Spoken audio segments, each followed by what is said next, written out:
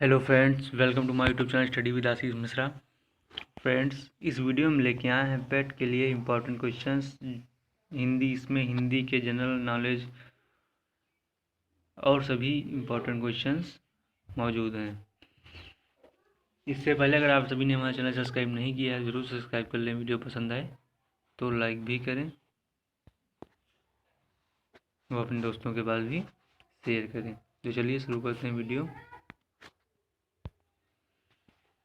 गद्यांश 2 से 3 पूछे जाते हैं। तो सबसे पहले गद्यांश यहाँ पे दिया गया है, देख लेते हैं। भारत का गौरव बढ़ाने वाले महानुभावों में रविन्द्रनाथ टैगोर का स्थान अग्रगण्य है। मतलब रविन्द्रनाथ टैगोर के बारे में बताया गया है इसमें सब कुछ। तो इसमें सबसे पहले देखते हैं अमार सुनार बंगला के रचनाकार कौन है। प्रश्न दिया गया है 125वां।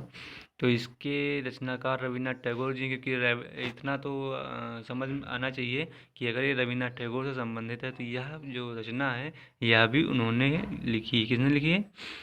रविन्द्रनाथ टैगोर जी ने। और इसमें दिया गया है यहाँ पे सबसे सेकंड लास्ट लाइन देखिएगा, भारत का जनगण मन बांग्लादेश का राष्ट्रीय गीत अमार सोनार बंगला उनकी ही रचना है। सेकंड लास्ट लाइन देख लीजिएगा, यहाँ पे दिया भी गया है। अगला प्रश्न है कि नाइटहुड की उपाधि रविन्द्रनाथ टैगोर ने क्यों लौटाई थी। तो यहाँ पे सेकेंड थर्ड लाइन देखिए, 1919 में जलियांवाला बाग हत्याकांड की उन्होंने भरपूर निंदा की। उनका विरोध इतना तीव्र था कि उन्होंने नाइटहुड की उपाधि लौटा दी थी। तो किस लिए लौटाई दी थी? जलियांवाला बाग हत्याकांड के विरोध में। ऑप्शन भी सही हो जाएगा। अगला प्रश्न है कि रविन्द्रनाथ टैगोर की कौन सी रचना को नोबेल पुरस्कार मिला था। तो नोबेल पुरस्कार गीतांजलि को मिला था। यहाँ पे दिया गया है जिसके लिए 1913 में उन्हें नोबेल पुरस्कार प्रदान किया गया था। Last fourth line. अगला है रविन्द्रनाथ टैगोर का जन्म कब हुआ था। रविन्द्रनाथ टैगोर 7 मई 1861 को कलकत्ता में हुआ था। उनके पिता कौन से समाज के नेता थे? तो ब्रह्म समाज के नेता थे। अगला प्रश्न दिया गया, निम्नलिखित में से कौन सी रचना हरिवंश राय बच्चन की नहीं है। तो उसके हिस्से की धूप जो है इनकी रचना नहीं है, और बाकी सारी रचनाएं हरिवंश राय बच्चन की हैं। 133वां प्रश्न है कि कौन सा वाक्य शुद्ध है। तो यहाँ पे देख लेते हैं डी नंबर, दक्षिण भारत के मंदिरों में वास्तुकला के दर्शन होते हैं, यह सही है। प्रेमचंद ने पर्याप्त मात्रा में उपन्यास लिखे, गलत है। पर्याप्त मात्रा नहीं होगा यहाँ पे। यहाँ मीठे पानी का कुआं है, कुआं गलत लिखा गया है। वह विलाप करके रोने लगी, यहाँ पे भी गलत दिया गया। अगला प्रश्न है सुख संधि और संधि विच्छेद का कौन सा युग्म असंगत है। तो पहला देख लेते हैं, सखी प्लस गमन सख्यागमन दीर्घ संधि, यह गलत दिया गया है। अगला प्रश्न देख लेते हैं, किस विकल्प के सभी शब्दों की वर्तनी शुद्ध है। तो सुपर्णखा नहीं होगा, सुपर्णखा होगा। समिति नहीं होगी, समिति होगी। और शशि में सा गलत दिया गया है, तो बी नंबर गलत होगा। महादेवी वर्मा ने 1982 में किस कृति का पर ज्ञानपीठ पुरस्कार मिला था। तो यामा पर मिला था। ऑप्शन बी सही हो जाएगा। अगला प्रश्न है, जिसको छोड़ा नहीं जा सकता वाक्यांश के लिए एक शब्द बताना है। तो अत्याज्य हो जाएगा, बी सही हो जाएगा। ऑप्शन बी सही हो जाएगा। नेकी 9 कोस बदी 100 कोस मुहावरे का सही अर्थ बताना है यहाँ पे। तो इसका राइट आंसर ऑप्शन बी हो जाएगा। बुराई का प्रसार अच्छाई की तुलना में दूर तक और ज़्यादा होता है। अगला प्रश्न है कि गुरु कीजिए जान पानी पीछे छान का उपयुक्त अर्थ क्या है। जानकारी प्राप्त कर ही कोई काम करना चाहिए। ऑप्शन सी सही होगा। 138वां प्रश्न है कि नासिर शर्मा को उनकी किस कृति के लिए साहित्य अकादमी पुरस्कार मिला था। तो पारिजात के लिए मिला था। ऑप्शन ए सही हो जाएगा। अगला प्रश्न, विलोम की दृष्टि से कौन सा युग्म सही है। तो एकाग्र सभी सही है। ऑप्शन डी सही हो जाएगा। उपरोक्त तो सभी सही हैं। अगला प्रश्न है कि कौन बैल का पर्यायवाची नहीं है। तो बैल अस्म जो है बैल का पर्यायवाची नहीं है। सूची शब्द युग्म का सही अर्थ बताना है यहाँ पे। तो सूची यहाँ पे सुई हो जाएगा, सूचना देने वाला। ऑप्शन बी सही हो जाएगा। दुर्लक्ष्य शब्द का सही शब्द विच्छेद बताना है। तो दुर्धन लक्ष्य हो जाएगा। ऑप्शन बी सही हो जाएगा। छप्पर पर फूस नहीं ड्योढ़ी पर नाच का सही अर्थ क्या है। देखावटी ठाट बात और वास्तविकता कुछ नहीं। ऑप्शन सी सही हो जाएगा। आषाढ़ का एक दिन एवं पैर तले जमीन किनकी रचना है। तो मोहन राकेश की रचनाएं हैं। ऑप्शन बी सही हो जाएगा। विलोम की दृष्टि से कौन सा युग्म सही है। तो धवल मलिन सही हो जाएगा।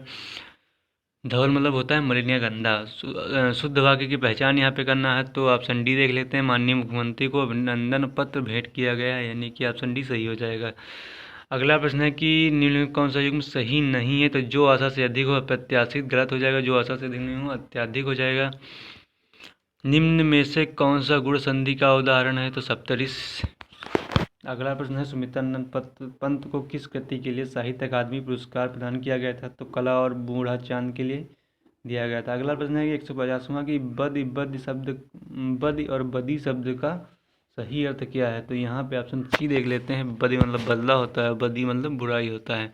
छठी का दूध याद आना मुहावरे का तो क्या होता है? कठिन मेहनत पड़ना या कठिन मेहनत करना। 152 प्रश्न है कि प्रियतम शब्द का लिंग परिवर्तित करके किसका प्रयोग करना उचित होगा? तो आ का हो जाए प्रियतमा। मनोभिलाषा शब्द का सही संधि विच्छेद क्या हो जाएगा? तो मना धन अभिलाषा हो जाएगा। ऑप्शन सी सही हो जाएगा। निर्ला द्वारा रचित ललित गीतों का संग्रह कौन सा? तो गीतिका। ऑप्शन सी सही हो जाएगा। कमल का पर्यायवाची नहीं है, तो मयूख जो है कमल का पर्यायवाची नहीं है। हड़प्पा सभ्यता क्यों प्रसिद्ध था? तो जल निष्कासन प्रणाली के लिए। सर्वाधिक बार मंगोलों को किसने पराजित किया था? तो गयासुद्दीन तुगलक ने पराजित किया था। मुस्लिम लीग की स्थापना कहाँ हुई थी? ढाका में हुई थी। अमार सोनार बांग्ला गीत कब लिखा गया था? तो यह लिखा गया था बंगाल विभाजन के दौरान। अगला प्रश्न दिया गया यहाँ पे, दो महात्मा कौन था? तो गांधी और अरविंद। अकाली दल का गठन किसने किया था? रानी लक्ष्मीबाई ने। स्वराज पार्टी की संस्थापना कहाँ हुई थी? तो इलाहाबाद में हुई थी। किसके सिक्कों पर नंदी के चित्र मिलते हैं? तो जयचंद और गौरी, यानी कि ये भी सही हो जाएंगे। मराठा साम्राज्य की सबसे बहादुर महिला कौन थी? ताराबाई थी। तराइन के किस युद्ध में माँ गौरी पराजित हुआ था? तो 1191 ईस्वी में पराजित हुआ था। स्थायी स्वशासन की शुरुआत किसने की थी? तो लॉर्ड रिपन ने की थी। हुमायूं के मकबरे का वास्तुकार कौन था? तो मिराक मिर्जा गियास था। घृणित कायर किसे कहा गया है? तो घृणित कायर फर्रुखसियर को कहा गया है। प्रार्थना समाज के संस्थापक कौन थे? तो आत्माराम पांडुरंग थे। मदन लाल ढींगरा की समाधि कहाँ है? तो इनकी समाधि लंदन में है। असहयोग आंदोलन का प्रस्ताव किसकी अध्यक्षता में पारित हुआ था? तो लाला लाजपत राय की अध्यक्षता में। अगला प्रश्न है कि वाकटक वंश का संस्थापक कौन था? तो विंध्य शक्ति था। डीएवी कॉलेज की स्थापना किसने की थी? तो हंसराज ने की थी। अशोक की किस रानी का जी किसी अभिलेख में नहीं मिलता है? तो करवकी ऑप्शन भी सही हो जाएगा। अगला प्रश्न है पील आयोग के दौरान क्या भारतीय और अंग्रेजी सेना का औसत क्या रखा गया था? 2:1 रखा गया था। वज्रयान किस संप्रदाय का हिस्सा था? तो वज्रयान जो है बौद्ध धर्म का हिस्सा था। सैयद सरदार मसूद गाजी की दरगाह कहाँ है? तो इनकी बहराइच में है। अगला प्रश्न है कि प्रथम विश्व युद्ध के समय भारत का वायसराय कौन था? तो हार्डिंग सेकंड था। उस्मानिया विश्वविद्यालय किस शिक्षा आयोग के तहत खोजा गया था? तो सैडलर आयोग के तहत। गांधी जी के कितने अनुयायियों के साथ नमक आंदोलन की शुरुआत हुई थी? तो 78। अगला प्रश्न है राजा दाहिर को किसने पराजित किया था? कासिम ने पराजित किया था। अगला प्रश्न है प्रत्यक्ष कार्रवाई दिवस कब मनाया जाता है? तो प्रत्यक्ष कार्रवाई दिवस, इसका आंसर आपको कमेंट बॉक्स में बताना है। अगला प्रश्न है कि महेंद्र प्रताप सिंह ने स्थायी सरकार का गठन कब किया था? तो काबुल में किया था। अगला भाई वी चौहान किस आंदोलन से जुड़े हुए थे? तो भारत छोड़ो आंदोलन से जुड़े हुए थे। अगला प्रश्न देख लेते हैं यहाँ पे, 1857 के विद्रोह में जिहाद को किसने आधार बनाया था? तो लियाकत अली। ऑप्शन ए सही हो जाएगा। अगला प्रश्न क्षेत्रफल के घटते हुए क्रम से निम्न झीलों का व्यवस्थित करना है। तो ऑप्शन डी देख लेते हैं यहाँ पे, कैप्सियन, सुपीरियर, विक्टोरिया, ह्यूरॉन सही हो जाएगा। अगला प्रश्न कौन सही सुमेलित नहीं है? तो FAO यानी खाद्य एवं कृषि संगठन जो है वन राष्ट्रीय में नहीं है, ये सही हो जाएगा। अगला प्रश्न है कि दी गई संरचनाओं को उत्तर से दक्षिण के क्रम में व्यवस्थित करना है। तो यहाँ पे ऑप्शन बी देख लेते हैं, BADEC सही हो जाएगा। अगला प्रश्न, निम्न पर्वतों में कौन सा मोड़दार पर्वत श्रृंखला नहीं है? तो ब्लैक फॉरेस्ट। अंतर्राष्ट्रीय तिथि रेखा किस जल संधि से होकर गुजरती है? तो यहाँ पे जिब्राल्टर जल संधि। अगला प्रश्न है भारत का कौन सा राज्य सर्वाधिक राज्यों की सीमा साझा करता है? तो यूपी हो जाएगा। उत्तर प्रदेश। कौन सम्मिलित नहीं है? तो यहाँ पे देख लेते हैं आंसर इसका। अगला प्रश्न है सूची फर्स्ट को सूची सेकंड के साथ सम्मिलित करना है। तो यहाँ पे ऑप्शन सी देख लेते हैं, 3 4 2 1। पहला जो बाढ़ सागर है सोन नदी से संबंधित है, तुलबुल झेलम नदी से, अलमाटी कृष्णा नदी से और दुलहस्ती जो है चिनाब नदी से। अगला प्रश्न है निम्न ग्रह युग्मों को कौन सा बिना उपग्रह के हैं। तो बुध एवं शुक्र के एक भी उपग्रह नहीं है। अगला प्रश्न सूची सेकंड को फर्स्ट के साथ सम्मिलित करना है। तो यहाँ पे ऑप्शन डी सही हो जाएगा। पहला जो है डी सोवियत संघ हो जाएगा, BALCO। दूसरा है NALCO, तो यह फ्रांस से संबंधित हो जाएगा। तीसरा चौथे से, चौथा जो है पहले से। अगला प्रश्न है भारत का नियाग्रा जलप्रपात किस नदी पर स्थित है। तो इंद्रावती पर है। अगला प्रश्न है निम्न पवनों में किसे डॉक्टर पवन के नाम से जाना जाता है। तो हरमट्टन हो जाएगा। यहाँ पे फिर सूची फर्स्ट को सूची सेकंड का सम्मिलित करना है। तो यहाँ पे ऑप्शन सी सही हो जाएगा। आप देख लीजिएगा पॉज करके। आगे चलते हैं, देख लेते हैं निम्न नदियों में कौन सा समूह चापाकल डेल्टा का निर्माण करती है। तो गंगा और नील नदी हो जाएगी।